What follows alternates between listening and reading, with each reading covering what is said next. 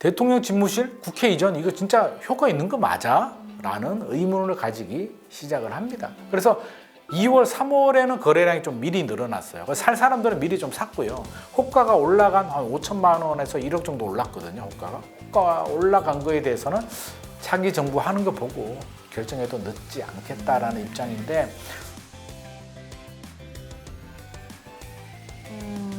그렇습니다. 그렇다면 이제 뭐 어떤 정부가 들어서느냐에 따라서 그 정부의 후보가 내세웠던 부동산 정책을 참고로 해서 우리가 지켜봐야 될 것 같은데, 보면은 이제 아까 공급 얘기를 당선 그 가능성이 높은 후보들이 공통적으로 하고 있다라고 말씀하셨고, 또 같이 GTX나 지하철 연장 같은 그런 교통 관련된 얘기도 제가 보기에는 모든 후보가 다 하고 있는 것 같더라고요. 네. 이거는 어떻게 될 거라고 보세요? GTX를 다 얘기하고 있죠. 네.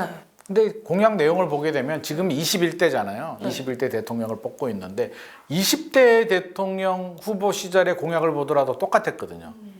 그때도 윤석열 후보, 이재명 후보 둘 다 GTX, DF, 신선 노선 하겠다. 똑같은 내용이 들어갔는데 이번에도 똑같이 들어갔습니다. 그래서 신선도가 상당히 떨어집니다. 느낌이 안 옵니다. GTX-A는 이미 부분 개통했잖아요. 파주 운정에서 서울역까지, 동탄에서 수서까지 개통을 했고, 수서에서 서울역 구간은 그 삼성역 그 복합환승센터 공사 때문에 지금 안 되고 있는데 아마 곧 뭐 삼성역은 2028년이고 삼성역을 제외하고는 2026년에 아마 전 구간 개통이 될 것 같고요.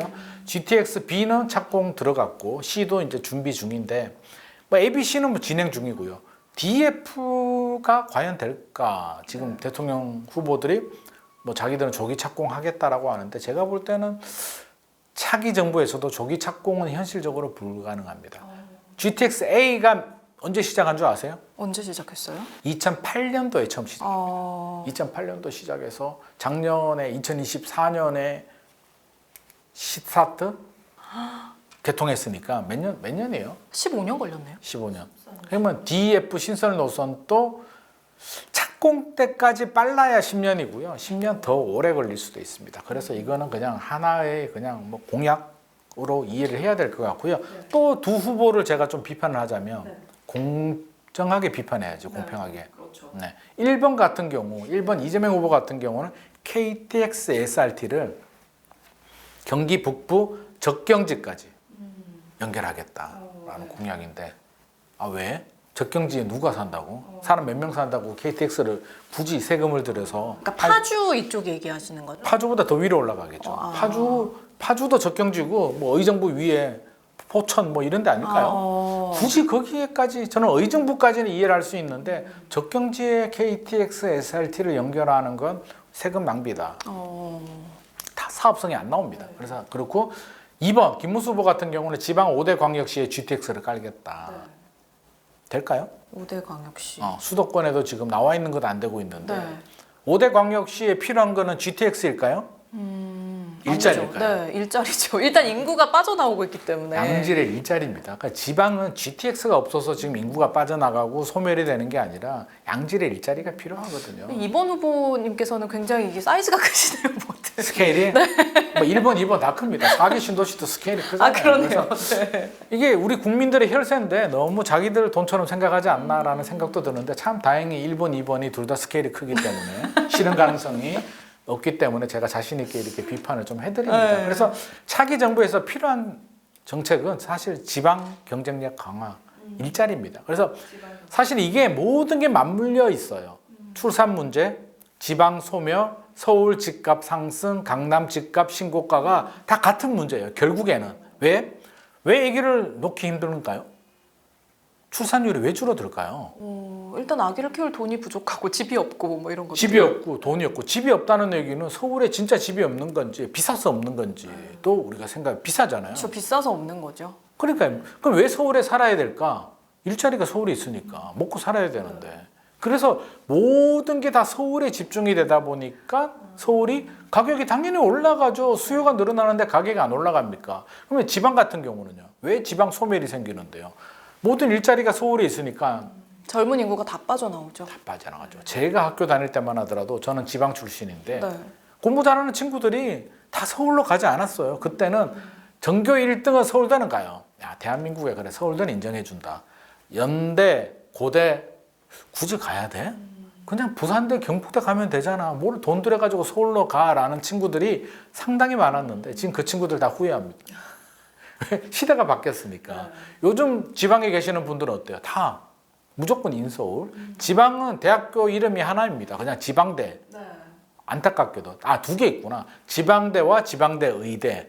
이 두 가지로 구분되는 굉장히 슬픈 현실인데 결국에는 일자리이기 때문에 저는 지방에 양질 일자리를 좀 많이 만들어주는 그런 정책이 좀 필요할 것 같고요. 좋은 대학교들 지방의 학생들이 서울로 오지 않고 지방에서 공부 잘해서 지방에 좋은 일자리 취직해서 잘 살 수 있도록 해준다면 일단 아파트 가격이 서울에 한 3분의 1 토막? 4분의 1 토막이잖아요. 그러면 주거 비용이 낮아지기 때문에 출산율이 늘어날 수밖에 없습니다. 이거는 당연한 현상이에요. 그래서 이런 문제를 이렇게 해결을 해줘야지. 서울의 공급을 늘려준다?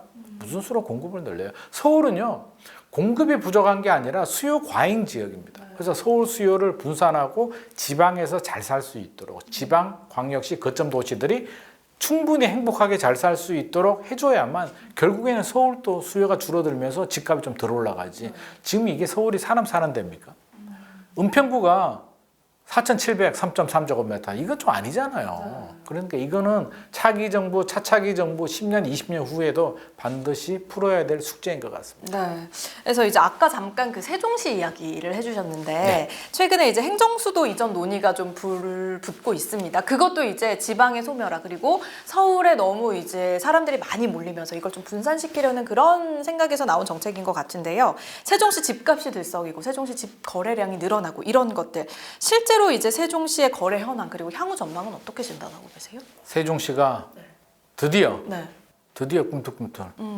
사실 그 지난 대선 때도 세종시가 약간 꿈틀꿈틀하다가 이제 윤석열 정부가 탄생하면서 이제 확 그 거품이 좀 빠졌었거든요. 꺼졌죠. 네. 세종시가 2020년 전국 1위였죠. 굉장히 뜨겁게 올라갔는데 그때 올라간 이유가 국회 이전.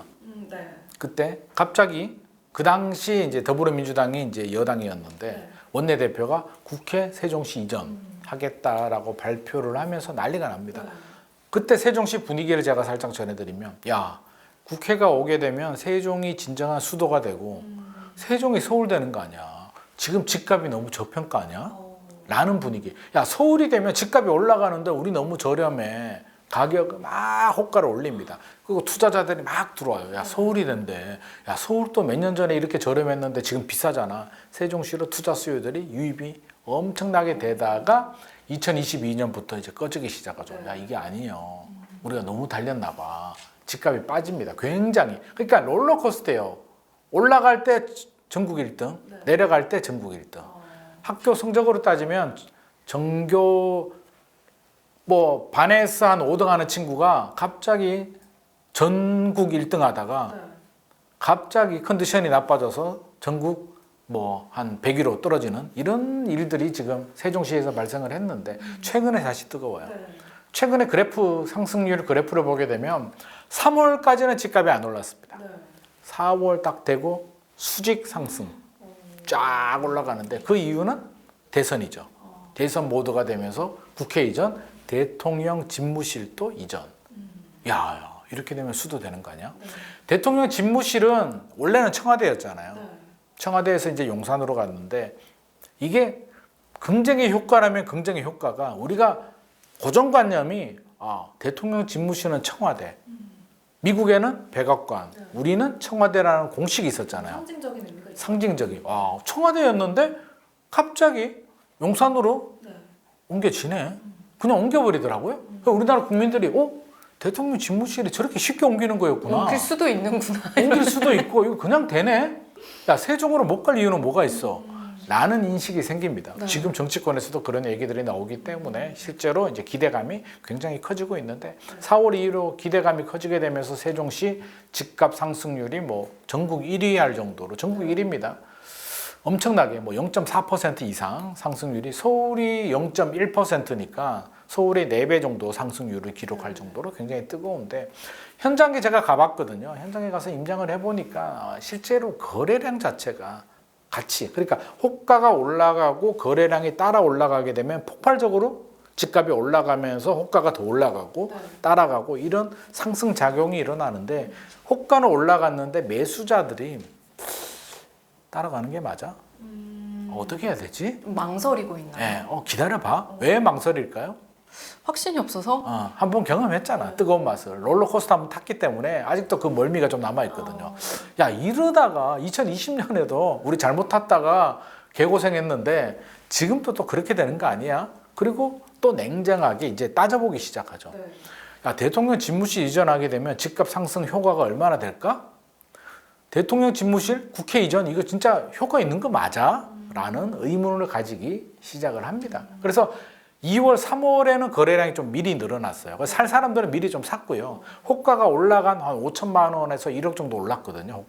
호가가 올라간 거에 대해서는 차기 정부 하는 거 보고 결정해도 늦지 않겠다라는 입장인데 저도 그렇게 생각하고 있고 여러 전문가들이나 현장 의견 들어보게 되면 국회 이전은 뭐 긍정적인 효과 충분히 가능할 것 같습니다. 업무 효율성도 그렇고 직원들이 내려가고 연관 기관들이 내려가면 세종시 유효 수요 증가에도 큰 도움이 될 것 같은데 대통령 집무실 이전은 부정적인 반응이 좀 많았습니다. 그래요? 저도 부정적입니다. 왜냐하면 대통령실 직원이 경호처 직원까지 하더라도 세종시 집값을 그렇게 들썩일 정도로 많은 수요들이 한꺼번에 그렇게 내려가지는 않을 거고요. 경호 문제. 경호 문제 걸리면 어떻게 돼요? 고도 제한에 뭐 주변에 접근 금지에 뭐 여러 가지 지금 또 과거에 청와대 근처 보면 발전을 못했잖아요. 청와대 때문에 피해를 봤다니까요. 그러니까 세종시 입장에서는 대통령 집무실에 오는 게 저는 큰 도움이 되지 않는다. 그냥 국회 정도만 오는 것도 저는 충분히 도움이 되기 때문에 대통령 집무실은 기대감만 커질 뿐이지 실질 효과는 크지 않다는 점 우리가 염두에 두고 투자 전략을 세울 때도 세종시 저는 긍정적으로 보고 있습니다. 전국적으로 세종시보다 큰 도시는 없고 잘 만든 거대 신도시고 앞으로도 인구 구조, 인구 감소를 감안해 보면 세종시보다 더 좋은 신도시는 나오기는 어렵습니다. 어려운데 여기서 이제 더 얼마나 더 좋아지느냐 부분에 대해서는 지금의 행정기관의 힘으로 국회 하나 이전했다고 해서 예를 들어서 뭐 8억, 9억 하던 세종시 아파트가 15억까지 올라가는 건 현실적으로 좀 말이 되지 않습니다. 세종시 15억 투자할 바에는 서울에 투자하죠. 그래서 아직까지는 대통령 집무실 이전 효과를 생각해 본다면 최근에 올라간 호가 정도를 생각할 수가 있으니까 지금 또 가격이 만만하진 않다. 그래서 장기적으로는 긍정적이나 지나치게 흥분할 필요는 없다는 말씀 드리고 싶습니다. 그러니까 이게 대통령 집무실 이전이 그렇게 큰 호재는 아닐 것이다라고 말씀해 그럼요. 주셨는데 저도 최근에 그걸 느낀 게 그 아크로비스타 제가 네. 출퇴근할 때 항상 지나다니는데 대통령 부부가 거기로 들어가고 나서 이 전 대통령 부부가 차가 너무 막히고 정말 그 경호차 뭐 경찰분들 그리고 집회하는 분들 너무 많으셔가지고 주민들 짜증나요. 네, 정말 너무 힘들어요. 근데 진짜 그게 이제 뭐 매번 그런 일반적인 상황은 아니겠지만 경호라든지 이런 것들은 항상 있는 상황이잖아요. 그러니까. 그렇기 때문에 이거의 호재라고 생각해서 들어가는 건 정말 위험한 일이겠구나라는 생각이 지금 주민들 듭니다. 피곤해요. 저는 저 울릉도나 독도로 좀 갔으면 좋겠어요. 좀 너무 복잡해. 매일 헬기 타고 다니시고. 뭐 헬기를 타든 비행기를 타든 알아서 하시고. 울릉도에 비행장 만들었잖아요. 네. 가면 되겠네. 아니 그래서 사실 지방 미분양 자체가 좀 심각하니까 이게 세종시가 좀 뭔가 이렇게 불이 좀 붙으면 주변에도 좀 그 온기가 퍼져나가지 않을까 이렇게 생각하시는 분들도 계실 것 같은데 그 행정수도 이전 자체는 그러면 주변 부동산 시장까지 온기를 퍼뜨리기에는 자체적으로 내뿜는 열기가 그렇게 크지 않겠다 이렇게 생각되네요. 그건 노입니다.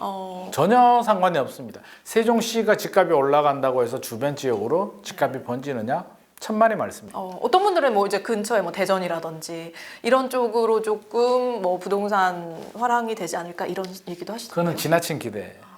대전 이제 그쪽 지역을 대세남이라고 하는데 네. 대전, 세종, 충남 이걸 대세남? 뭉쳐서 대세남이라고 하더라고요. 네. 이름 잘 짓더라고요. 그러네요. 입에 착착 붙네요. 예전에 그렇죠. 네. 세종시는요 입주 물량도 적고 미분양도 적어요. 그러니까 세종시만 보면 집값이 올라갈 가능성이 높거든요. 호재도 있고 신축 아파트에 인프라 좋고 대전하고 충남은 2027년까지 많습니다. 미분양도 많고 입주 물량도 많아요. 근데 세종시가 국회 이전 호재 때문에 대전 세종까지 국회 직원이 한 10만 명 정도 되면 그럴 수는 있는데 뭐 그렇지는 않잖아요. 그래서 세종시의 집값 상승은 세종시로 그칠 가능성이 저는 상당히 높다. 번지려면은 결국에는 전체적으로 이제 지방이 올라갈 준비가 돼야 되는데 그 준비라는 게 미분양, 네. 입주 물량이 좀 해소가 돼야 돼요. 지금 지방 미분양이 여전히 많아요.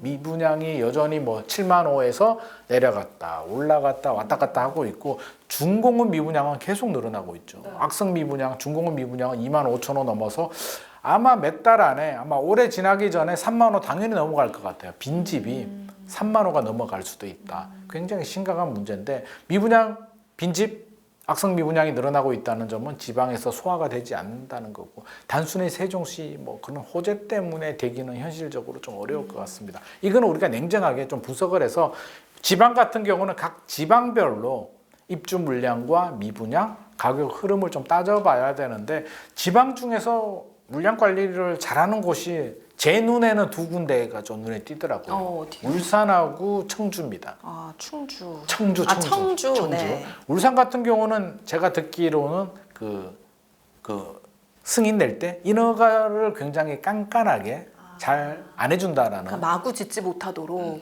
관리를 한다는 얘기를 제가 들었고요. 왜냐하면 울산이 돈이 좀 많나 봐요. 어. 그래서 이게 아파트 사업이 지자체들의 수입 사업이잖아요.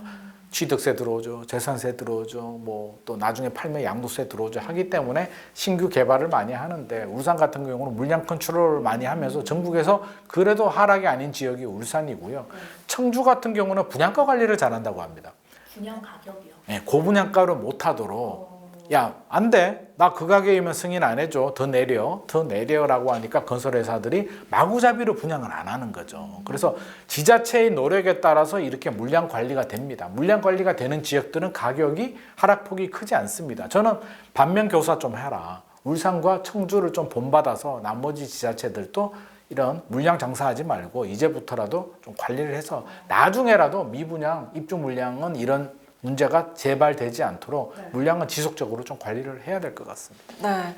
그리고 이제 부동산 시장 뭐 최근까지 뜨거운 키워드가 다주택자였거든요. 네. 다주택자를 사실 부동산 시장에서는 굉장히 뭐랄까 악마화한다 그래야 될까요? 집값을 올리는 주범들 뭐 이렇게 얘기를 했었는데 사실 저희도 그 관련 주제를 다뤄본 적이 있고 다주택자에 대한 규제가 조금 이제 변화하는 모습을 보이고 있어요. 그래서 이제 주택 가격의 변화에 조금 영향을 주기도 했는데 앞으로의 다주택자 관련된 정책은 어떻게 변할 거라고 보시나요? 자, 이제 와서 우리가 냉정하게 생각해 보니까 다주택자가 악마였을까요? 아니었던 것 같아요. 아니었던 것 같아요. 최근에 강남에 아파트 사시는 분이 다주택자일까요? 아닐까요?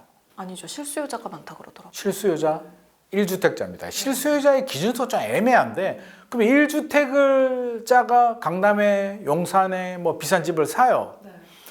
그러면 뭐 예를 들어 압구정에 100억 아파트를 삽니다. 이게 실수요자인가요? 투자 수요인가요? 구분을 어떻게 짓죠? 그런 곳에 사놓고 본인은 조금 저렴한 곳에 살면서 또 이제 그걸 투자하시는 분들도 계시더라고요. 그럴 수도 있고 네. 아닐 수도 있고 이거는 구분이 될 수가 없어요. 그러니까 주택수로 집 하나 가지면 실소유자, 여러 채를 가지면 투자자라는 공식이 와 저는 지극히 뭐라 그럴까요? 탁상행정이다. 네.